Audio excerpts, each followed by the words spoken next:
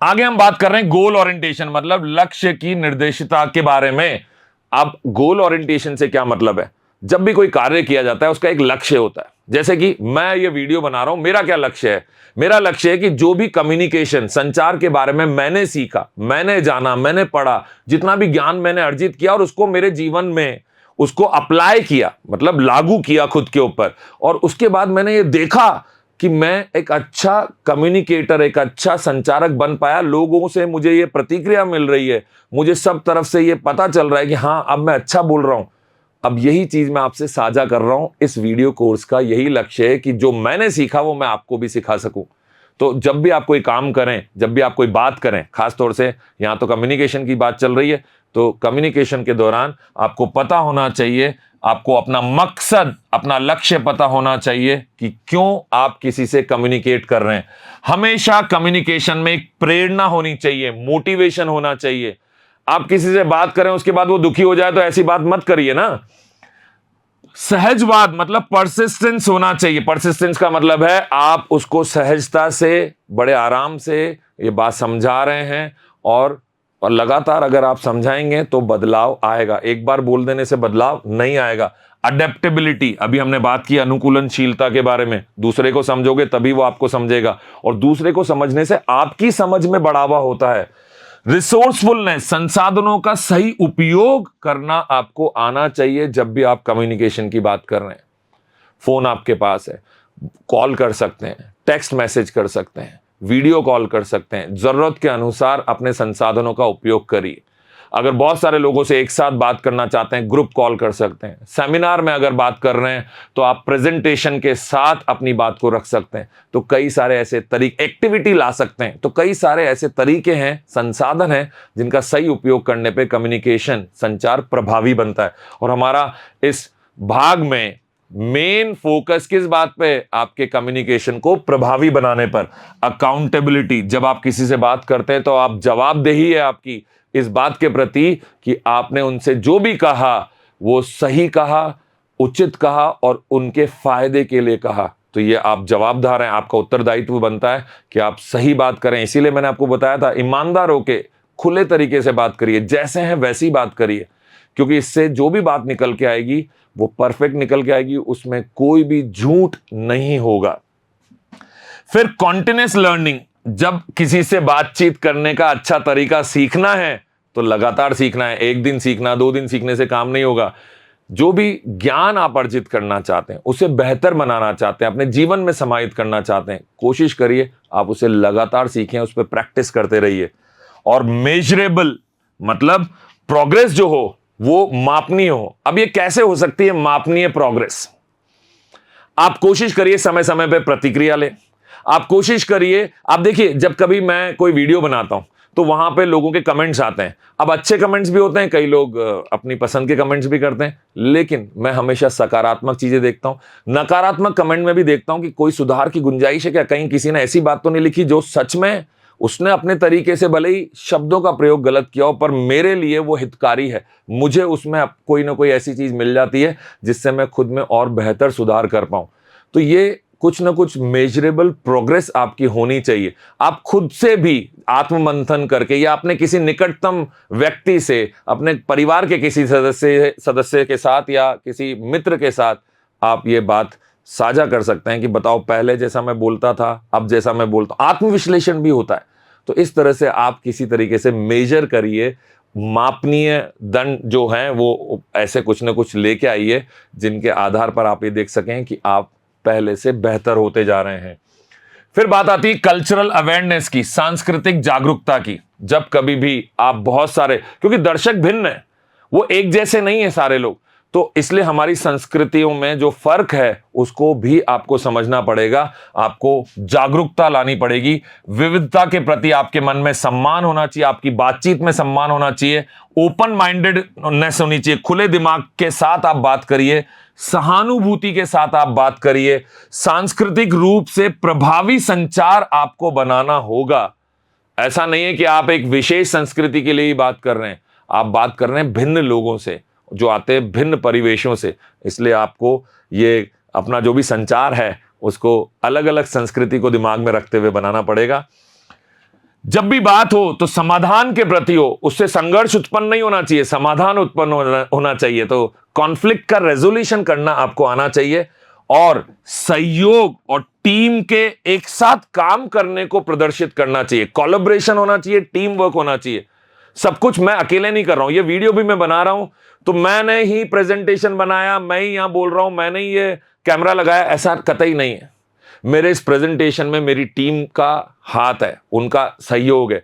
ये वीडियो अगर अच्छा बन रहा है तो ये मेरी टीम के सहयोग से बन रहा है, हम सब ने मिलकर किया। ये भाव आपके मन में होना चाहिए, कोई भी काम करते वक्त आपके मन में होना चाहिए कि ये मैं अकेला नहीं, हम सब मिलकर कर रहे हैं, जो भी उस काम में शामिल लोग हैं। फिर बात आती है सांस्कृतिक संवेदनशीलता की और वैश्विक दृष्टिकोण की। जब भी बात चल रही है तो सबके बारे में सोचते हुए बात चल रही है। किसी व्यक्ति विशेष की बात अगर आप कर रहे हैं तो वो 2 लोगों तक ही सीमित है, लेकिन अगर आप बहुत सारे लोगों से संबोधित हैं, आप बहुत सारे लोगों को एक साथ एड्रेस कर रहे हैं, उनको एक साथ संबोधित कर रहे हैं, तो फिर आपको सबका विशेष ध्यान रखना पड़ेगा। आगे हम बात कर रहे हैं यूज ऑफ टेक्नोलॉजी की, प्रौद्योगिकी का उपयोग। अब आजकल बहुत सारी टेक्नोलॉजी आ गई है। अभी आप और मैं, ये जो वीडियो मैं बना रहा हूं, ये भी टेक्नोलॉजी के माध्यम से बन रहा है और ये आपके पास भी पहुंचेगा तो वो भी टेक्नोलॉजी के माध्यम से ही पहुंचेगा। तो आपको पता होना चाहिए कि आपकी प्रोडक्टिविटी को, आपकी उत्पादकता को, आपकी प्रोफिशिएंसी को, आपकी एफिशिएंसी को, ये कौन से टेक्नोलॉजी के माध्यम से आप और बेहतर बना सकते हैं। समझ रहे हैं आप मेरी बात? जैसे ऑडियो नोट सुनना, रिकॉर्डिंग कर लेना, फिर उसको दोबारा सुनना, फिर उसको अपने मित्र को सुनाना। तो ये इस तरह की कई सारी टेक्नोलॉजी का इस्तेमाल हम कर सकते हैं।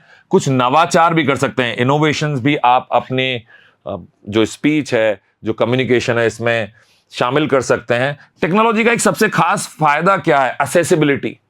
आज मैंने एक वीडियो बनाया, उसको अपलोड कर दिया, यूट्यूब पर डाल दिया, अब पूरी दुनिया उसको देख सकती है, सबके लिए वो अवेलेबल है। क्योंकि मेरा टारगेट है कि बिना पैसा खर्च करे जो भी ज्ञान मैं लोगों तक पहुंचा सकूं। मेरा पैसा नहीं, आपका पैसा खर्च नहीं होना चाहिए, वो ज्ञान मैं आप तक पहुंचा दूं। तो आप जो वीडियो देख रहे हैं, इसके लिए आपको कोई पैसा तो नहीं देना पड़ रहा, देना भी नहीं चाहिए, लेकिन आप एक्सेसिबिलिटी के माध्यम से लोगों तक पहुंच बना सकते हैं, दूर दूर तक, वैश्विक पहुंच।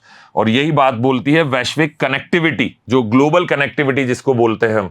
फिर आता है एक ऑटोमेशन। ऑटोमेशन का मतलब है, आप देखिए, YouTube भी आपको एक ऐसा ऑप्शन देता है। मैं YouTube का नाम बार बार इसलिए लेता हूं क्योंकि इससे आपको आप इस्तेमाल करते हैं तो आपको इससे मेरा उदाहरण जल्दी समझ में आएगा।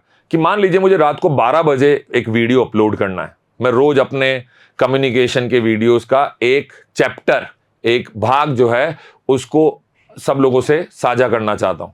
अब रात को 12 बजे जाके खुद अपलोड करूं, उसकी जगह मैं टेक्नोलॉजी के माध्यम से, ऑटोमेशन के माध्यम से, स्वचालन, इसके माध्यम से अभी अपलोड कर दूंगा। उसमें 12 बजे का टाइम सेट करूंगा और 12 बजे वो अपने आप अपलोड हो जाएगा। अब वो 12 बजे के बाद कोई भी व्यक्ति उसको पूरे विश्व में कहीं भी देख सकता है। तो इसी को हम बोलते हैं ऑटोमेशन।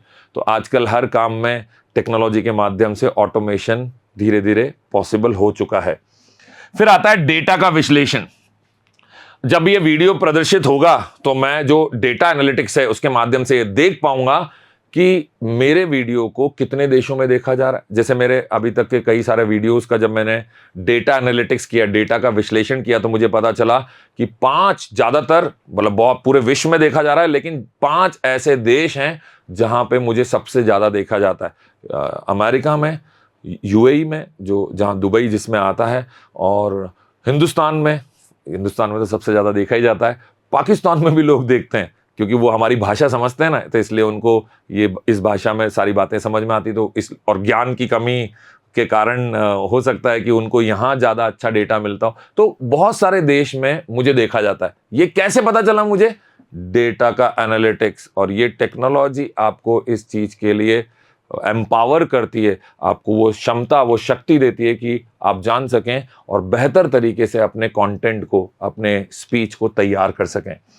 फिर आता है कम्युनिकेशन, संचार।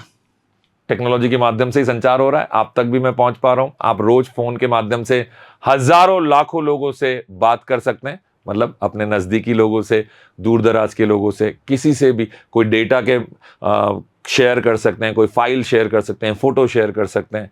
तो ये सब कुछ टेक्नोलॉजी के माध्यम से हो पा रहा है और इस टेक्नोलॉजी के साथ हमें जुड़ना ही होगा। आने वाला समय टेक्नोलॉजी का है, तो आप कितना भी कहें कि टेक्नोलॉजी नुकसान कर रही है, अरे आप उसको सीमित तरीके से उसका इस्तेमाल करिए और उसका सकारात्मक तरीके से उसका इस्तेमाल करिए, तो टेक्नोलॉजी आपको नुकसान नहीं पहुंचाएगी, आपको सुदृढ़ बनाएगी, आपको मजबूत करेगी। और शिक्षा और अध्ययन में तो टेक्नोलॉजी आज की तारीख में जादू कर रही है। मिशन ज्ञान के माध्यम से हम कई सारे बच्चों को जो दूर दराज गांव में बैठे हुए हैं, ऐसे बच्चों को हम पढ़ा पा रहे हैं और ये हमारे लिए आत्मसंतुष्टि इतनी बड़ी है कि टेक्नोलॉजी ने हमको इतना सुदृढ़ बना दिया कि हम लोगों तक पहुंच पा रहे हैं, दूर दूर तक।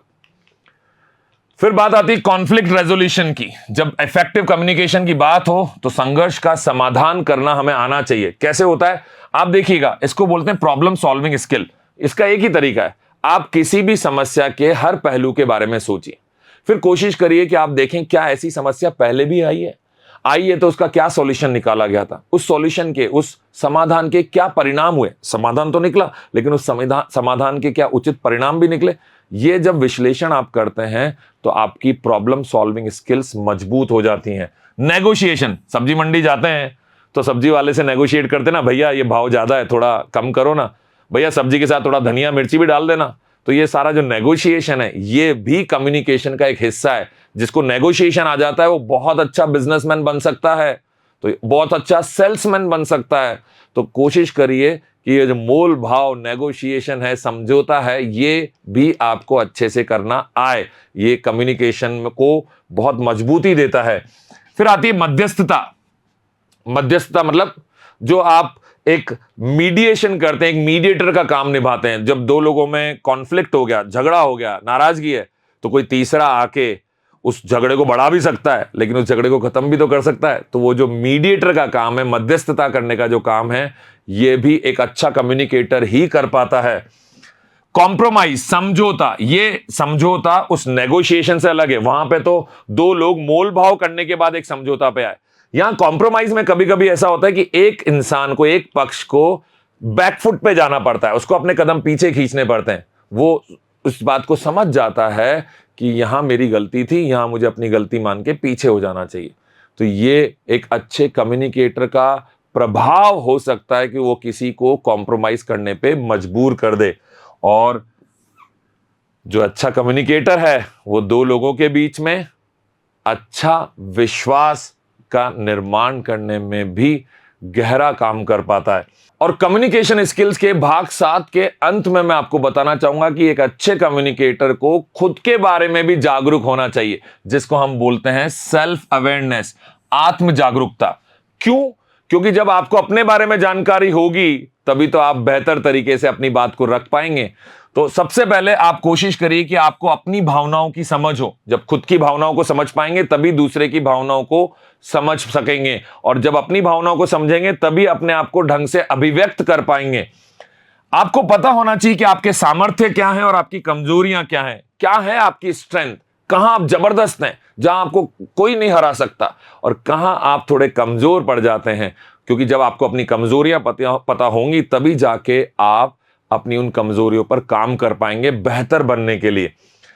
याद रखिए, अगर आपको अपने उद्देश्यों के बारे में पता है, आप कोई भी काम कर रहे हैं तो क्यों कर रहे हैं, और आपको पता है कि आप किन मूल्यों के साथ आगे बढ़ना चाहते हैं उस उद्देश्य की प्राप्ति के लिए, उद्देश्य भी पता है और मूल्यों की जानकारी भी आपको पूरी तरह से है कि साहब मैं काम करूंगा तो मेरे काम करने का ये तरीका है, मैं गलत तरीके से काम नहीं करूंगा।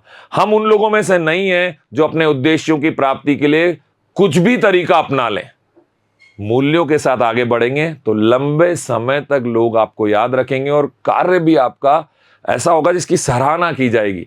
तो और आपको भी आत्मसंतुष्टि तभी मिलेगी जब आप सही मूल्यों के साथ अपने उद्देश्यों की प्राप्ति करेंगे।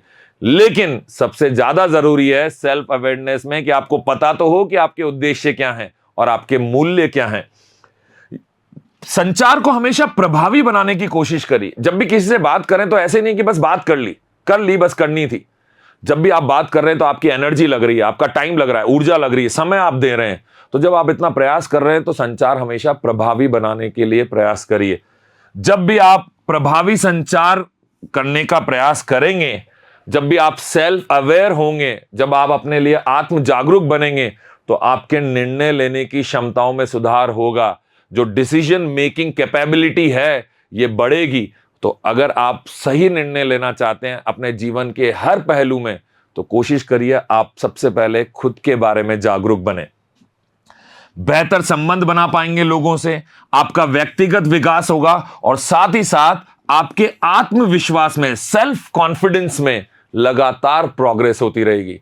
तो दोस्तों याद रखिए कि जिसे अपने बारे में पूरा ज्ञान है वही दुनिया को ज्ञान दे सकता है। तो दुनिया को ज्ञान देने से पहले खुद के लिए जागरूकता लाइए। उम्मीद करता हूं कि आपको जितना भी मैंने अभी तक समझाया ये समझ में आ रहा होगा। मैं कोशिश करता हूं कि मेरी भाषा ऐसी रहे जिससे कि चीजें समझने में आसानी हो, मेरे उदाहरण ऐसे हों जिससे आपको बात मजेदार लगे और आसानी से समझ में आ जाए।